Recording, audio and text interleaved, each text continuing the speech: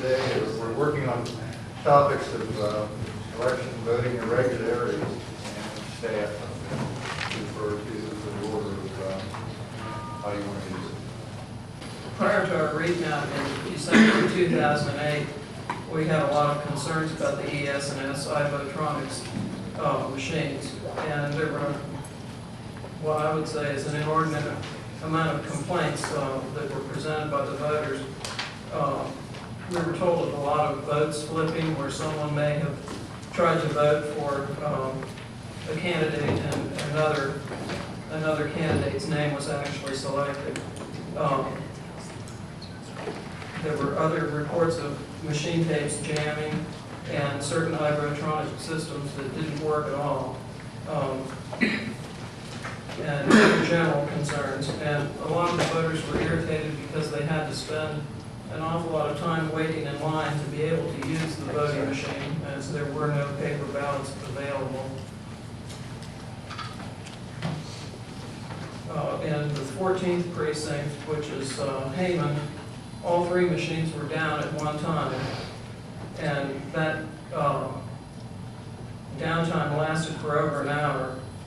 In addition, poll results stated that no one cast a straight party ticket, but several voters were quite surprised when they heard that because they knew that they had. I also had specific knowledge that these and other electronic vote tabulating machines are prone to problems, both mechanically and fraudulently, by which I mean that they are not secure as far as the software programming is concerned, and they seem to be prone to mechanical failures as well. Now, rather than speeding up the vote counting, results were not available to the public until late into the night that night, which is kind of unusual since they're supposed to make everything work so much faster. And during the recount, if all the poll slips were correct, that we viewed, in just the two precincts that were recounted, about 25% of the votes were never counted at all on the machines. That seems to be a bit much when you're hoping that your vote will count. So there was a poll worker helping somebody at a machine beside me, and I asked her, I said, well, why would the machine not allow me to vote for my candidate? She just kind of laughed and she said, well, the machines are really touchy. She said, you're touching it too hard. She said, just barely touch it with the tip of your fingernail, which I proceeded to do, and I still had trouble with my votes jumping. So I told her, I said, well, it still will not allow me to vote. She said, well, just keep touching your candidate, eventually it will stay. So I did. I just kept punching in my candidate. Finally, I would get it to stay. Well, it did that on every vote, except for the ones where there was only one person you vote for and there was no place for it to switch to. But then, when I got down to the Supreme Court where you vote for two candidates, my first vote did okay. But then when I would put in my second vote, it would cancel out my first one, which I didn't realize it was doing it at first, so I just noticed the check mark would disappear. So I would punch it again, well, and then it would cancel out the second one I voted for. So I proceeded to continue to do that. Finally, I got it. The reason I noticed it was canceling out my votes because I happened to glance over to the left and saw that paper that you're talking about, which I didn't know was there before, and I actually saw where it said cancel out so-and-so. Well, I continued to punch the one that I wanted, and I finally got my vote to stay. So I went back and I reviewed my votes, and it actually said that the candidates I wanted, those were the ones I voted for. So I entered it. But when I left the courthouse, I still wasn't sure that my vote actually counted. Because did my vote switch again when I put them back in that machine? So I left there feeling very frustrated.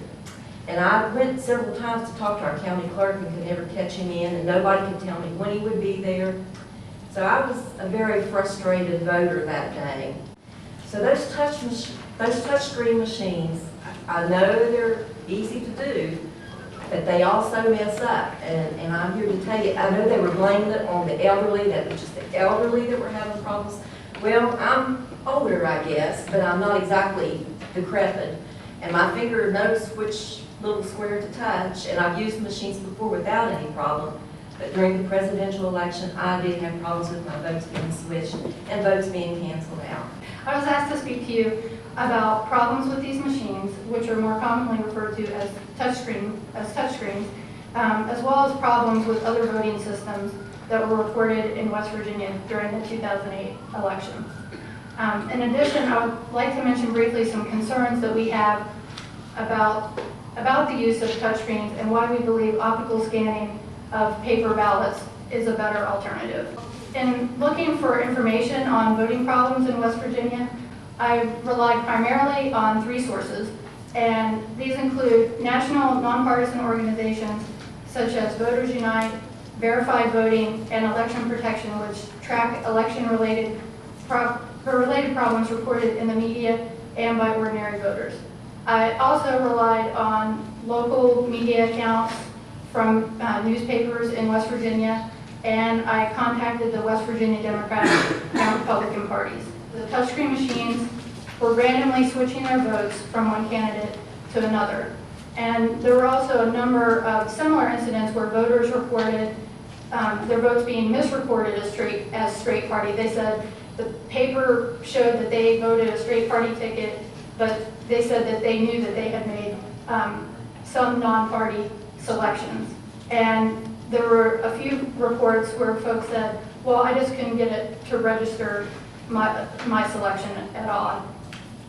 So vote flipping and these similar related problems were reported by voters in 14 counties: Berkeley, Cabell, Greenbrier, Jackson, Mason, Monongalia, Ohio, Putnam, Raleigh, Taylor, Wayne, Wetzel, and Wood counties all had this type of problem reported. And these counties account for 40% of the counties in the state that are using these types of machines. Most of the reports of vote flipping seem to involve machines switching votes from Democrats to Republicans, but this wasn't entirely the case, and the problem wasn't limited to the general election. Moreover, while voters many reported having their votes switched from Barack Obama to John McCain, the presidential race wasn't the only race that was affected. And according to an article that I found in the Huntington Herald-Dispatch, during the primary election canvass in Wayne County, county commissioners found several instances in which voters had to cast their ballot multiple times in a race because the voting machines recorded their votes for the wrong candidate.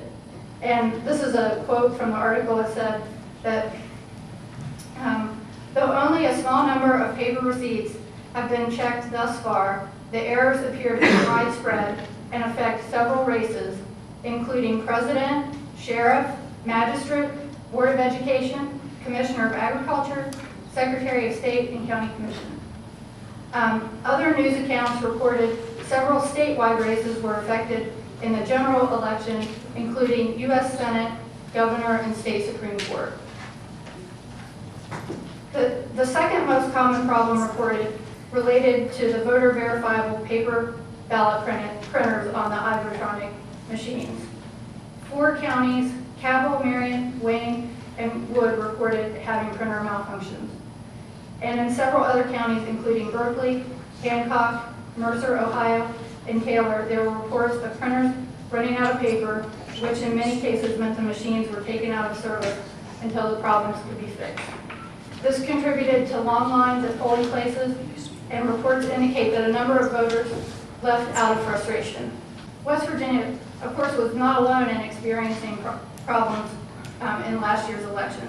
And in fact, according to a preliminary analysis of equipment problems captured by the Election Protection Coalition, more than 1,700 such incidents were reported by voters during early voting and on election day.